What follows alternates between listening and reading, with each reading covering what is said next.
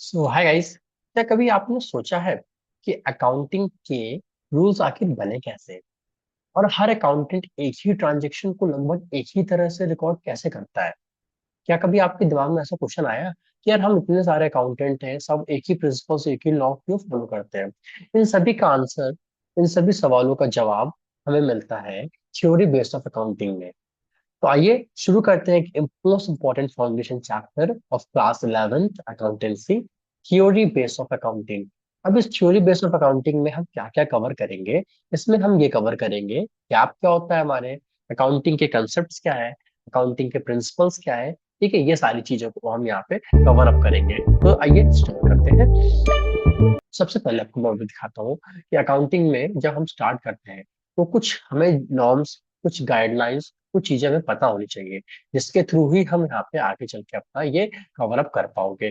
तो आपकी स्क्रीन पे यहाँ पे शो कर रहा होगा एक normal theory base of accounting, एक ओवरव्यू है बस का लिए, क्योंकि मैंने आपको स्टार्टिंग में बताया अकाउंटिंग क्या है। अकाउंटिंग रिकॉर्ड करता है, क्लासिफाई करता है, समराइज करता है फाइनेंशियल ट्रांजेक्शन्स को, प्रोवाइड करता है इंफॉर्मेशन इन्वेस्टर्स को, ओनर्स को। ये मैंने अकाउंटिंग के बारे में बताया। अकाउंटिंग के यूजर्स कौन होते हैं, कंपेबिलिटी कैसे होती है, अकाउंटिंग के स्टैंडर्ड्स क्या होते हैं। आज इस चैप्टर में हम कुछ की प्रिंसिपल्स पढ़ेंगे अकाउंटिंग के कॉन्सेप्ट्स एंड कन्वेंशंस। तो चलिए स्टार्ट करते हैं। सबसे पहले, why does accounting need a theory base? Accounting को थ्योरी बेस क्यों चाहिए? भाई सिंपल सा एग्जांपल है। अगर मान के चलो किसी भी रोड पे कोई भी बंदा ट्रैफिक रूल्स को ना फॉलो कर रहा हो, अपनी मर्जी चला रहा हो, पूरी रोड पे चाओस हो जाएंगे, भसड़ मच जाएगी। सेम उसी तरीके से बिजनेस में, काउंटिंग में अगर हम सारे ट्रांजेक्शन बस खाली लिखते जा रहे हैं, लिखते जा रहे हैं, ना कोई इसमें कंपैरिजन है, ना कोई इसमें रिलायबिलिटी है, तो कौन ट्रस्ट करेगा हमारे डॉक्यूमेंट्स पे? इन सभी चीजों को सही करने के लिए हमारे पास एक फाउंडेशन आता है, एक बेस आता है, इसको अकाउंटिंग बोलते हैं।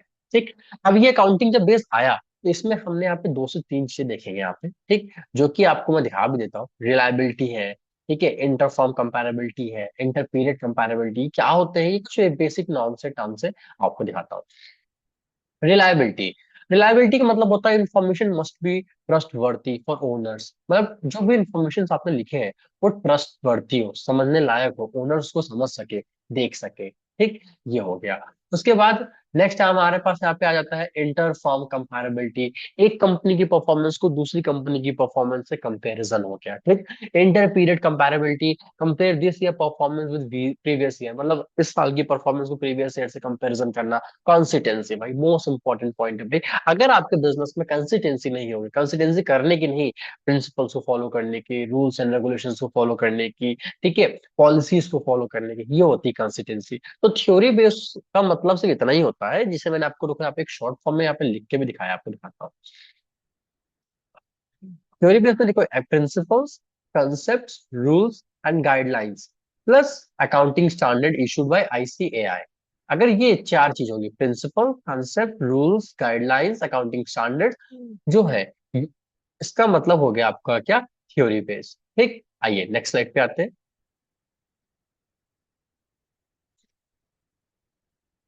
तो यहां तक हमने कवर किया। अब हम नेक्स्ट टॉपिक पे चलते हैं। सबसे पहले, जनरली एक्सेप्ट अकाउंटिंग प्रिंसिपल क्या होते हैं? गैप, देखो गैप का मतलब होता है एक ऐसा अकाउंटिंग प्रिंसिपल जो जनरली एक्सेप्ट हो सके। ये अभी हमारे पास क्या है ना, गैप का मतलब एक ग्लोबल रिकॉग्नाइजेशन है। तो गैप क्या है? एक सॉरी, एक रूल्स और गाइडलाइंस अडॉप्ट किया जो हमने for recording, reporting business transactions, to bring uniformity in preparation and presentation of financial statement. Financial statements में जैसे कि हमारे पास जो स्टेटमेंट्स बन रहे हैं, जो डॉक्यूमेंट्स हम बना रहे हैं, ठीक, वो कैसे हो, यूनिफॉर्म हो, ट्रांजेक्शन्स प्रॉपर तरीके से प्रिपेयर्ड हो, प्रॉपर तरीके से प्रेजेंट किया गया हो। ठीक, कुछ ऐसी गाइडलाइंस जिनको देखते हुए हम लोग यहाँ पे क्या करते हैं, डॉक्यूमेंट्स प्रिपेयर करते हैं। ठीक। उसके बाद इनके कुछ आइडियाज और प्रिंसिपल्स की बात करेंगे। ठीक है, जैसे आप देख पा रहे हो, इनका नाम दूसरा जैसे बता रहे, प्रिंसिपल्स हो गया। ठीक, प्रिंसिपल्स हो गया। प्रिंसिपल्स के बाद हमारे पास यहाँ पे आ गया concept, conventions, postulates, assumptions, modifying principle. ये अलग अलग नाम है गैप्स के, जिसको आप कुछ भी कर सकते हो। ठीक, इस चैप्टर में हम बेसिकली कवर करेंगे बेसिक अकाउंटिंग कंसेप्ट। ठीक है, तो सबसे पहले हम यहाँ पे कुछ कंसेप्ट को डिस्कस करेंगे, उसके बाद कुछ और टॉपिक है like cash basis of accounting क्या होती है, कुछ बेसिस ऑफ अकाउंटिंग को डिस्कस करेंगे। ठीक है, तो ये एक ओवरव्यू आपका यहाँ से खत्म हो चुका है। तो हमारे पहला कंसेप्ट यहाँ पे आता है रोड मैप के थ्रू। रोड मैप क्या है, रोड मैप देख लेते हैं सबसे पहले आपको यहाँ पे रोड मैप दिख रहा होगा। ठीक है, तो रोड मैप में आपको यहाँ पे मैं सबसे पहले ये दिखाऊंगा कि किस तरीके के कंसेप्ट हैं हमारे पास, कौन कौन से कंसेप्ट हैं। तो सबसे पहले आप ये देखो, यहाँ पे बेसिक अकाउंटिंग कंसेप्ट में नंबर 1 पे आता है बिजनेस एंटिटी। बिजनेस एंटिटी का मतलब क्या, आपका बिजनेस और आपके जो बिजनेस का मालिक है, दोनों की एंटिटी डिफरेंट होगी। मनी मेजरमेंट, वो सारे ट्रांजेक्शन्स जो मनी के फॉर्म में होंगे, हम सिर्फ उनको रिकॉर्ड करेंगे। ठीक है, उसके बाद गोइंग कंसर्न, सारे हमारा बिजनेस जो है वो ग्रोन होता रहेगा बिना किसी प्रॉब्लम के, बिना किसी रुकावट के।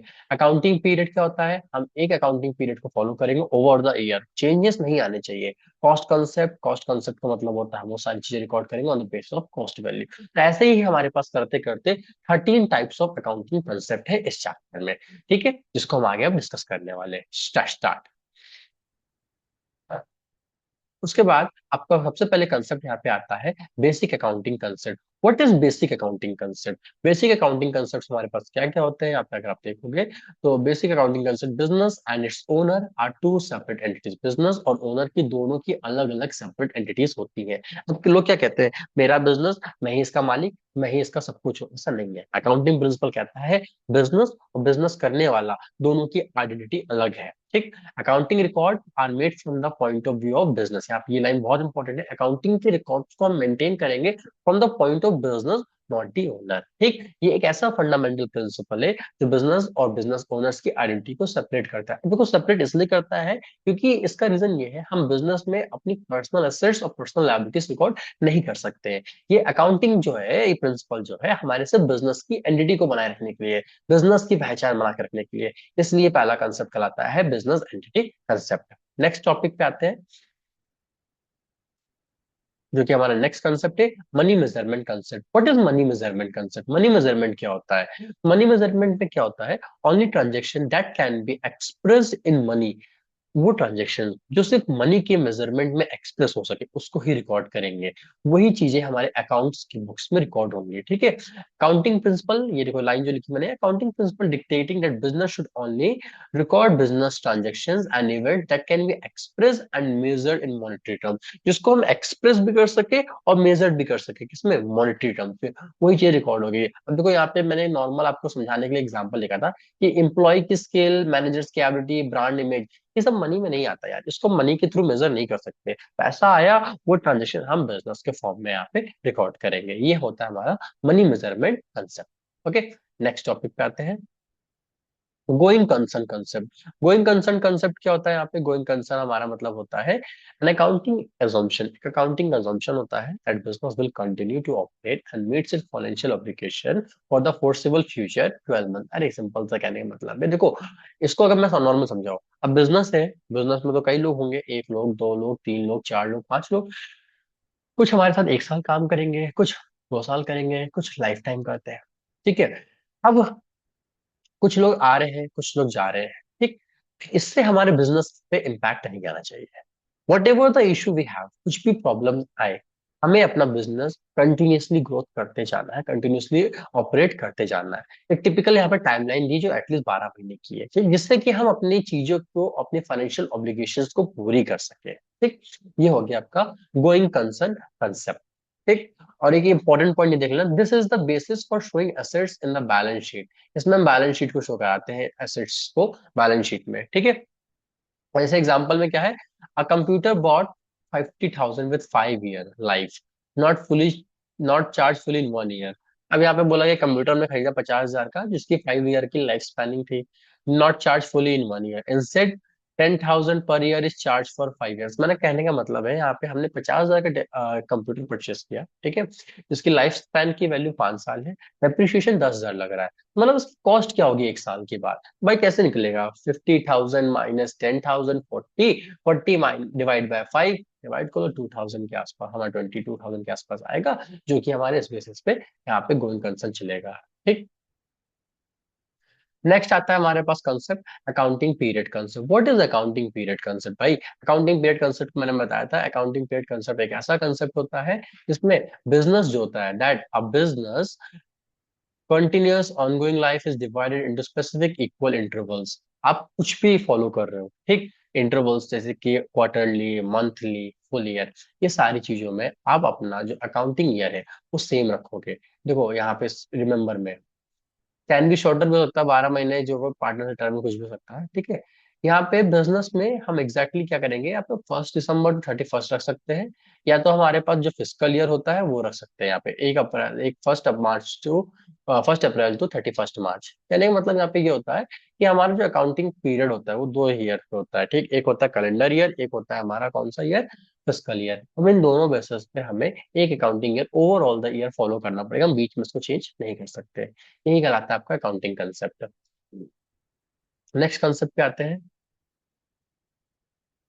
Cost concept. What is cost concept? मैंने अभी आपको स्टार्टिंग में बताया, कॉस्ट कंसेप्ट का मतलब यहाँ पे नॉर्मल होता है, assets are recorded at their purchase price including acquisition, transport, installation and making. मतलब जितने भी वैल्यू पे मैंने एसेट्स परचेज किया है, ठीक है, जिस भी वैल्यू पे, चाहे उसमें आपका इंस्टॉलेशन का कॉस्ट लगा हो, चाहे उसमें आपकी डिलीवरी चार्जेस, कुछ भी चार्जेस लगे हो, हम वो प्रॉपर यहाँ पे रिकॉर्ड करेंगे यहाँ पे, जब तक कि वो एसेट, अब जैसे कि मान के चलो मैंने अपने बैंक में एसी लगवा ली, ठीक। अब एसी की कॉस्टिंग 30,000 है, वहां स्टोर से यहाँ तक लाने की कॉस्ट 1,000, 1,000 इंस्टॉलेशन, 1,000 हमने यहाँ पे मेंटेनेंस की करा दी, तो कितना हो गया, 3,000 एक्स्ट्रा लगा, तो 30 + 3, 30,000। तो हम 30,000, 33,000 को यहाँ बुक्स ऑफ अकाउंट पे मेंशन करेंगे। यही होता है हमारा क्या, cost concept. But it, I hope यहाँ तक आपको क्लियर हो गया होगा। अगर कुछ भी इशू होता है प्लीज आप मेरे को कमेंट बॉक्स में बताना, ठीक है। Okay, now moving further, dual aspect. या ड्युअल एस्पेक्ट सभी को पता होगा ना कि हमारे अकाउंटिंग में जो भी ट्रांजेक्शन होंगे वो हम 2 टाइम्स यहाँ पे रिकॉर्ड करेंगे, ठीक। जैसे कि every transaction has a two fold effects and is recorded at least 2 places. मतलब हर ट्रांजेक्शन उसको दो दो जगह पे प्लेस करेंगे, लाइक एक बार डेबिट तो एक बार क्रेडिट है, ऐसे यहाँ पे फंडामेंटल्स हम फॉलो करेंगे, ठीक है। फंडामेंटल अकाउंटिंग इक्वेशन, जैसे आप लोग को ये बहुत इंपॉर्टेंट, इसको ध्यान देना, assets is equals to liabilities plus capital. भाई साहब ये इक्वेशन बहुत इंपॉर्टेंट, इसके चैप्टर भी है सेपरेट। हमारी एसेट्स जो है लायबिलिटीज और कैपिटल की बराबर होनी चाहिए, ठीक है। ये हो गया हमारा अकाउंटिंग इक्वेशन, ठीक। उसके बाद आता है revenue recognition realisation concept. Revenue recognisation realisation concept का मतलब होता है कि हमारे पास वो रेवेन्यू रिकॉर्ड होगा जब वो प्रॉपर तरीके से रियलाइज हो चुका हो, मतलब वो पैसा हमारे पास कैश में आ चुका हो। Revenue is recorded only when it is realise, that is when the legal right to receive it arise. जब हमारे पास पैरा पूरा पैसा आ जाएगा तो हम अपने बुक्स ऑफ अकाउंट में उसको रिकॉर्ड करेंगे। रेवेन्यू का मतलब पता ना क्या होता है, पैसा इनफ्लो होना, चाहे हमने अपनी गुड्स एंड सर्विसेज की हो, इंटरेस्ट मिला हो, रॉयल्टी मिली हो, ठीक है। Okay, next concept matching concept. Matching concept का मतलब होता है expense incurred to earn revenue must be recorded in same accounting period as the revenue.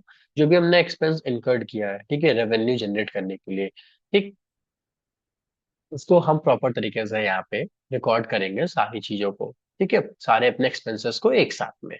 Next concept पे आते हैं, full disclosure concept. Full disclosure concept का मतलब होता है हमारे पास जो भी एक एग्जैक्ट इन्फॉर्मेशन है, ठीक है, चाहे छोटी से छोटी इन्फॉर्मेशन हो बिजनेस में, वो हम प्रॉपर इन्फॉर्मेशन अपने बुक्स ऑफ अकाउंट पे शो करेंगे, बुक्स ऑफ अकाउंट पे उसको मेंशन करेंगे। एक भी इन्फॉर्मेशन छूटनी नहीं चाहिए जिससे कि आगे चल के प्रॉब्लम ना आए, ठीक। तो फुल डिस्क्लोजर का मतलब होता है all material and relevant facts about the enterprise financial position, financial performance must be fully and completely disclosed in the financial statement। उसके बाद नेक्स्ट कंसेप्ट है हमारा कंसिस्टेंसी कंसेप्ट। कंसिस्टेंसी कंसेप्ट का मतलब होता है हमारे पास अकाउंटिंग प्रिंसिपल्स और मेथड जो कि यूनिफॉर्म और सेम रहे from one period to another, meaningful रहे। जैसे कि हमारे पास क्या होता है, देखो अभी आपने 6 महीने क्या किया, एक मेथड यूज किया, डेप्रिसिएशन मेथड यूज किया। डेप्रिसिएशन में एक मेथड होता है SLM। आपने SLM क्या किया कि हर वैल्यू को हम कैलकुलेट करेंगे on the basis of straight line method. बीच में 6 महीने बाद आप कह रहे हो कि हम WDV यूज करेंगे मार्केट की वैल्यू के हिसाब से, तो फिर आपका कंपैरिजन करना मुश्किल हो जाएगा आपकी एसेट्स की वैल्यू का। तो यहाँ पे कंसिस्टेंसी कंसेप्ट ये कहता है कि accounting period remain same and uniform from one period to the another period of time. Okay, next आता है हमारे पास materiality concept. What is materiality concept? हम फोकस करते हैं वो सारे फैक्ट्स के ऊपर जो कि नॉलेज एंड इन्फ्लुएंस, मतलब which is free from all the biased, personal bias हटा के जो भी चीजें फैक्ट्स मटेरियल हो, ठीक है, जिसकी नॉलेज हमारे इन्फॉर्म यूजर्स को में देनी है, वो सारी चीजें हम यहाँ पे मेंशन करेंगे in the books of account में। ठीक। ऑब्जेक्टिविटी कंसेप्ट क्या होती है? ऑब्जेक्टिविटी कंसेप्ट का मतलब होता है transaction must be recorded in an objective manner, एक ऐसे मैनर में रिकॉर्ड करेंगे जो कि free from personal bias, supported by verified documents और वाउचर। मतलब हमारे पास जो भी ट्रांजेक्शन है वो प्रॉपर तरीके से फ्री होने चाहिए फ्रॉम पर्सनल, अपने खुद के मोटिव से। ये नहीं कि यार आगे चल के हमें प्रॉफिट होने वाला तो उस चीज को निकाल दे रहे हैं, या आगे चल के हमें ग्रोथ होगी इस चीज से तो ये हम कंपनी को ना बताएं, ऐसा नहीं है। सब कुछ हटा के कंपनी के अकॉर्डिंगली हमें यहाँ पे इसको रख के करना है। ठीक। नेक्स्ट आता है हमारे पास कंसेप्ट, कंप्लीट हो गया मैं 13। फंडामेंटल अकाउंटिंग कंसेप्ट का ये आपका एक विजुअल गैप है। विजुअल गैप अगर देखना चाहो तो रिकैप में आपको उसके लिए मैंने यहाँ पे ये बताया है कि एसेट्स जो होती है, ठीक है, वो लायबिलिटीज प्लस कैपिटल का समीशन होता है। Assets is equals to liabilities plus capital. आपकी जितनी एसेट्स हैं वो लायबिलिटीज और कैपिटल के बराबर होनी चाहिए। क्यों? क्योंकि तभी आप अपने बिजनेस में फुलफिल पे कर पाओगे अपने ऑब्लिगेशंस को। अगर ये नहीं होंगी तो आप ऑब्लिगेशंस को फुलफिल नहीं कर पाओगे। ठीक। नेक्स्ट आता है, ये आपके वन लाइन रिकैप है, ठीक है, जिसमें आप देख सकते हो बिजनेस एंटिटी में क्या है, बिजनेस और ओनर एक नहीं हो सकते हैं। मनी मेजरमेंट में रिकॉर्ड करेंगे ओनली ट्रांजेक्शन जो हम मेजर कर सकते हैं मनी के फॉर्म में। गोइंग कंसर्न का मतलब होता है बिजनेस विल कंटिन्यू इंडेफिनेटली, जब तक कि कोई इशू नहीं आ रहा है उसको हम इंडेफिनेटली कंटिन्यू करते रहेंगे। अकाउंटिंग पीरियड क्या होता है? स्टेटमेंट प्रिपेयर करेंगे फिक्स इंटरवल्स पे, क्वार्टरली प्रिपेयर करनी है आपको, मंथली प्रिपेयर करनी है या फिर हाफ ईयरली, वो आपको प्रिपेयर करनी है यहाँ पे। कॉस्ट का मतलब क्या होता है? यहाँ पे आपको कॉस्ट के बारे में बताया इन्होंने। कॉस्ट के बारे में यहाँ पे कि recorded asset at the purchase price. Dual aspect क्या होता है? Every transaction has two effect. Revenue recognition का मतलब होता है रेवेन्यू को रिकॉर्ड करेंगे रियलाइजेशन पे, जब वो पैसा हमारे पास आ जाएगा। ऐसा नहीं कि रिसिप्ट आ गई अपने फटाक से लिख दिया, जब पैसा रियलाइज हो जाएगा, कैश हाथ में आएगा, तब हम बुक्स ऑफ अकाउंट पे इसको शो करेंगे। ठीक। मैचिंग कंसेप्ट क्या होता है? Match expenses to the revenue they earn. जितना भी हमने रेवेन्यू अर्न किया है उतना ही एक्सपेंसेस से भी मैच होना चाहिए। फुल डिस्क्लोजर का मतलब क्या होता है? डिस्क्लोज ऑल मटेरियल फैक्ट, सारे फैक्ट डिस्क्लोज होने चाहिए, एक छोटा से छोटा फैक्ट जो बिजनेस की ग्रोथ में इम्पैक्ट डाल रहा हो। ठीक। कंसिस्टेंसी का मतलब होता है same method period after period, कोई भी मेथड्स में चेंजेस नहीं होने चाहिए। Conservatism, sorry conservatism I think मैं बताना भूल गया आपको। कंजर्वेटिज्म का मतलब होता है कि anticipate no profit, provide for all loss. आप कुछ इसको बोलते हैं प्रूडेंस कंसेप्ट, कुछ कंजर्व करके रखा है आपने टू सफर अबाउट कोई अगर आपको अनसर्टेन लॉस हो रहा है तो कैसे उसको आपको रिकवर करना है, कैसे आपको उसे रिकवर करना है। ठीक। ये हो गया। मटेरियलिटी का मतलब क्या होता है? मटेरियलिटी मतलब focus on fact that matters, हमको फैक्ट्स पे ज्यादा फोकस करना है, दैट मैटर्स। ठीक।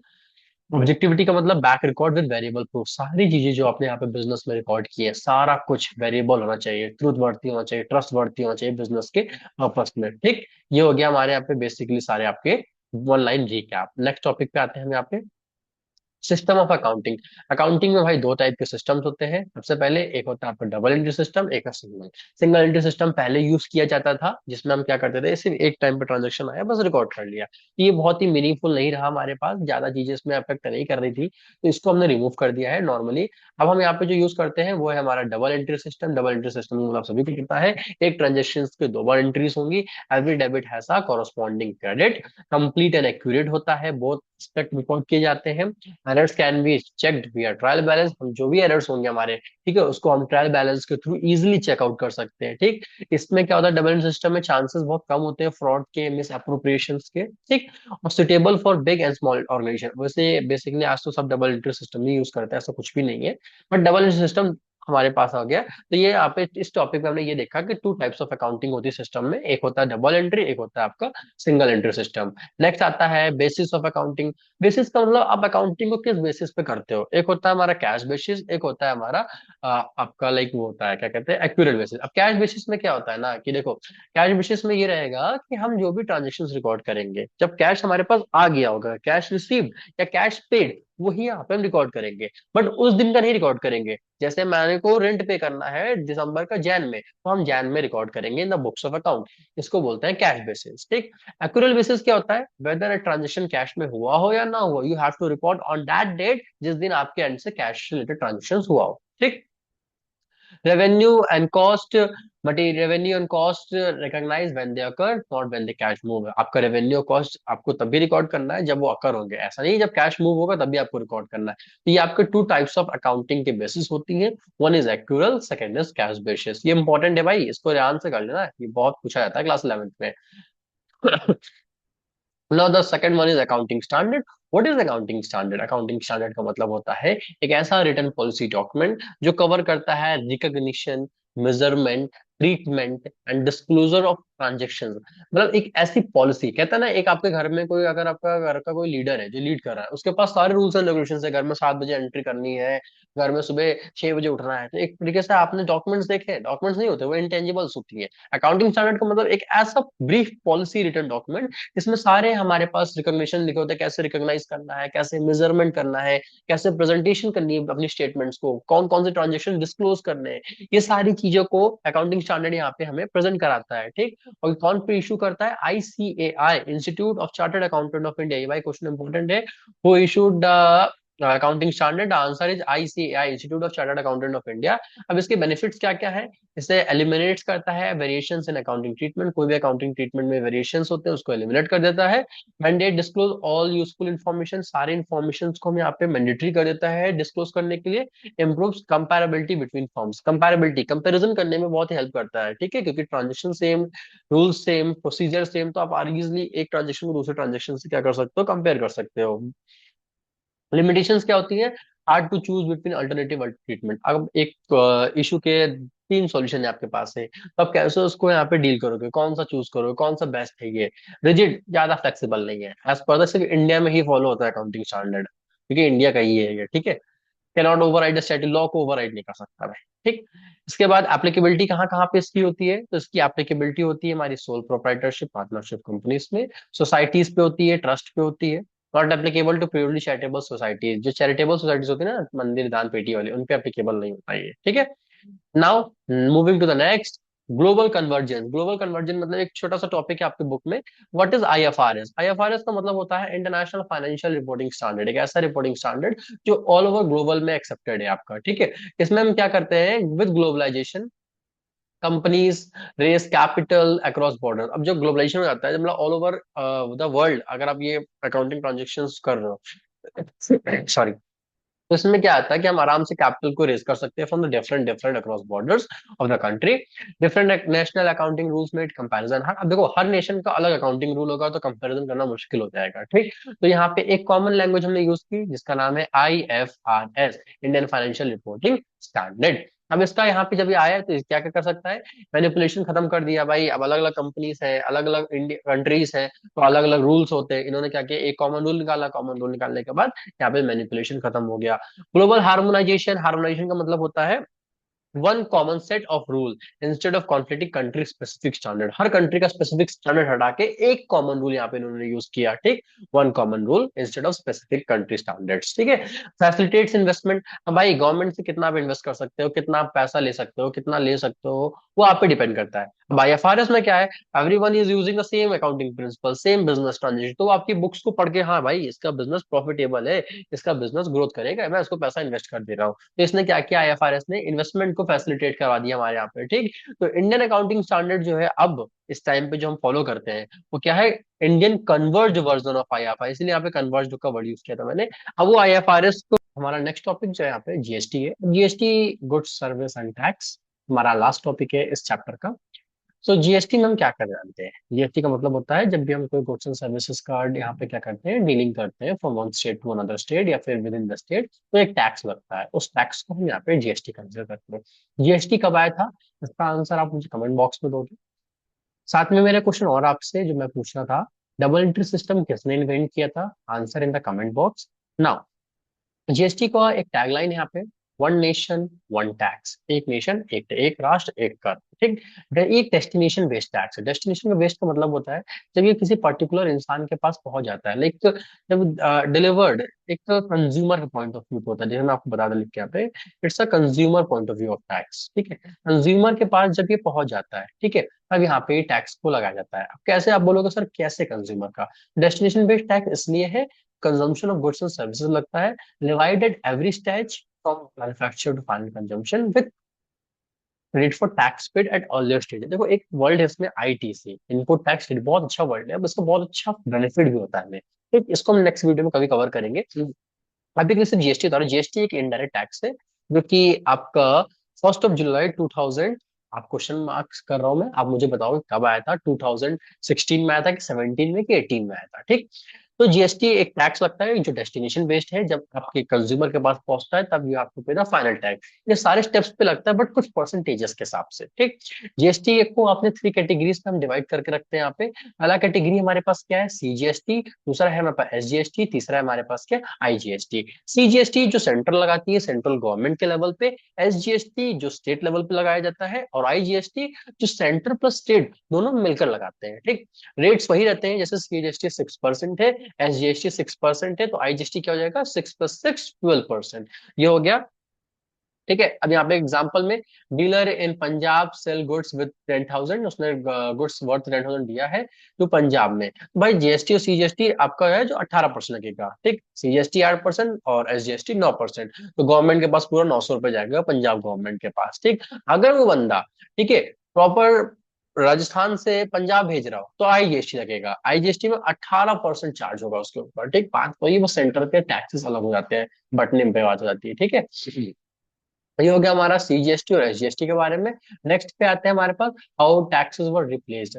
टैक्सेस देखो, रिप्लेस्ड का मतलब यहाँ पे क्या था कि पहले जब जीएसटी नहीं आया था तो जीएसटी से पहले हमारे पास मल्टीपल्स ऑफ टैक्सेस थे यार। जीएसटी एक इनडायरेक्ट टैक्स, आप सभी को पता है ना, डायरेक्ट टैक्स अलग होता है, इनडायरेक्ट टैक्स अलग होता है। ठीक, डायरेक्ट टैक्स में हमारे पास state wealth tax, corporate tax, house tax, property tax, बहुत टैक्स जो हम डायरेक्टली पे करते हैं एक इंडिविजुअल के ऊपर जो लगता है। इनडायरेक्ट टैक्स तो ऐसा हम सर्विसेज पे कर रहे हैं, लाइक आप कहीं मूवी देखने गए, वहां पे आप एंटरटेनमेंट चार्जेस पे कर रहे हो, रेस्टोरेंट गए सर्विंग चार्जेस पे कर रहे हो, बिल भी पे करो, बस अलग अलग चीजें भी पे कर रहे हो, तो अलग अलग चीजों पे मल्टीपल टैक्स देते देते उसका अमाउंट यहाँ से यहाँ पहुंच गया। तो गवर्नमेंट ने क्या किया, ये सारे टैक्सेस को बंद करके एक कॉमन टैक्स लाया जिसको बोलते हैं जीएसटी। ठीक, यहाँ पे अगर आप बाइफरकेशन देखें तो डायरेक्ट टैक्स और इनडायरेक्ट टैक्स है। यहाँ पे डायरेक्ट टैक्स में इनकम टैक्स आ गया, इनडायरेक्ट टैक्स में क्या क्या है हमारे पास, सर्विस है, एक्साइज ड्यूटी है, कस्टम है, जो पुराने टैक्स थे जो सेंट्रल लेवल पे लगते थे। स्टेट लेवल पे क्या क्या लगते थे, VAT, value added tax, entry tax, कोई सामान इस कंट्री इस स्टेट से इस स्टेट पे आया तो इसका टैक्स हो गया। तो ये जो टैक्सेस थे हमने इनको रिप्लेस कर दिया by the help of the GST. भाई इनको हमने जीएसटी के थ्रू हटा दिया, भैया हमने कहा हटाओ भाई, इन टैक्सेस को हटाओ, ये दिमाग खराब कर रहे हैं, ये will be replace by GST. Characteristics क्या क्या है इसकी, तो कैरेक्टरिस्टिक्स भी देख लेते हैं। कॉमन लॉ एंड प्रोसीजर, एक कॉमन लॉ है, एक प्रोसीजर है। डेस्टिनेशन बेस्ड है, जब पॉइंट ऑफ कंजम्पशन आता है तभी टैक्स लगता है। Comprehensive लेवाई on both goods and service with ITC, ITC का मतलब जो क्रेडिट होता है टैक्स पे करते हो आपको दोबारा से क्रेडिट होता है, इसको मैं अलग से बताऊंगा आपको, ठीक है कभी। Minimum of two tax slab rates, no separate cess, no turnover tax, slab rates बने हैं हर चीज के। No multiple levies tax like sales, octroi, entertainment, सिर्फ एक कॉमन टैक्स जीएसटी। पहले सेल्स लग रहा है, ऑक्ट्रा लग रहा है, एंटरटेनमेंट लग रहा है, भाई चार्ज तो ऐसे बन गया हमारा। ठीक है, ये हो गया।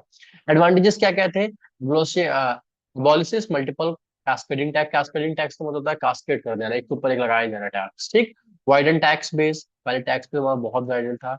रिड्यूस कॉम्प्लायंस, कंप्लायंस कॉस्ट मतलब उसको कैलकुलेट से लेकर सारी चीजें करने उसकी कॉस्ट कम हो गई। ठीक है, कास्केडिंग इफेक्ट के कास्केडिंग इफेक्ट रिमूव हुआ हमारा। एक्सपोर्ट और कॉम्पिटिवनेस दोनों बूस्ट हुआ जीएसटी आने पे। ठीक, अब ये नहीं हुआ, ये हुआ, ये आप मुझे कमेंट बॉक्स में बताना। ठीक, यहाँ तक हम लोगों ने बेसिकली डिस्कस किया जीएसटी के बारे में। अब देखो टैक्स स्लैब रेट क्या था ना, कि देखो कुछ आइटम्स पे हम 0% टैक्स लगाते हैं। ठीक, जैसे बेसिक कमोडिटीज हो गई, दूध हो गया, दाल चावल, खाने पीने की चीजें हो गई, इन पे हम टैक्सेस 0% लगाते हैं। लग्जरी आइटम्स पे आपका 24 से 28% के बीच में लगता है, आई एम नॉट श्योर, एक बार कंफर्म करना होगा मुझे, बट ऐसा है, अगर आपने कोई एसी ली है तो उसके ऊपर आपको लग्जरी टैक्स लगेगा 24 से 28% का। ठीक, कोई और टबैको अल्कोहल ले रहे हो तो उस पर भी अलग टैक्स लग रहा है। ठीक, तो अलग अलग क्राइटेरियाज होते हैं, अलग अलग हमारे पास स्लैब्स हो गए टैक्सेस को पे करने के। ठीक, तो ये हमारा जीएसटी का एक नॉर्मल ओवरव्यू है। आगे हमारा एक चैप्टर भी है जीएसटी के ऊपर न्यूमेरिकल्स के बेसिस पे, जिसको हम आगे कंटिन्यू करेंगे। लास्ट टॉपिक है हमारा खत्म। इसके बाद चैप्टर की एक बार समरी हम लोग देख लेते हैं, एक बार समझ लेते हैं चैप्टर की समरी में हमने क्या क्या पढ़ा है। तो आपको मैं बताऊं यहाँ पे हमने क्या क्या पढ़ा है। सबसे पहले गैप, गैप का मतलब क्या, यूनिफॉर्म रूल्स एंड रेगुलेशंस या guidelines for recording and reporting evolve over the time. 13 basic accounting concept पढ़े हमने, जो कि फाउंडेशन होते हैं सारे अकाउंटिंग के। कैसे अकाउंटिंग करना है, कैसे हमें उस चीजों को फॉर्मुलेट करना है, कैसे प्रेजेंट करना है, कौन सी चीजें ऐड करनी है फाइनेंशियल स्टेटमेंट में, वो सारे हमने अकाउंटिंग के कंसेप्ट के थ्रू कवर अप किए। Dual aspect, assets is equal to liabilities plus capital. इसके लिए मैंने आपको बोला है, हमारा एक क्वेश्चन है आप लोग को जो मुझे बताना है। Who gave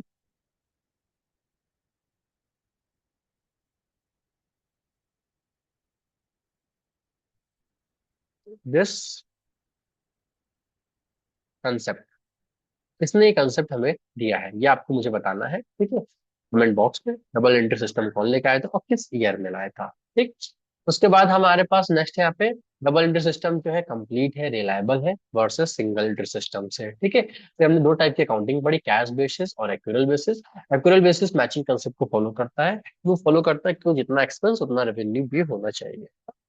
accounting standard ICI ने प्रिपेयर किए थे, जो ब्रिंग करता है यूनिफॉर्मिटी, ठीक। और इंडियन एएस जो है वो कन्वर्ज हो गया है विद आईएफआरएस ग्लोबली, अब हम आईएफआरएस ही यूज करते हैं, ठीक है। जीएसटी क्या है, वन नेशन वन टैक्स।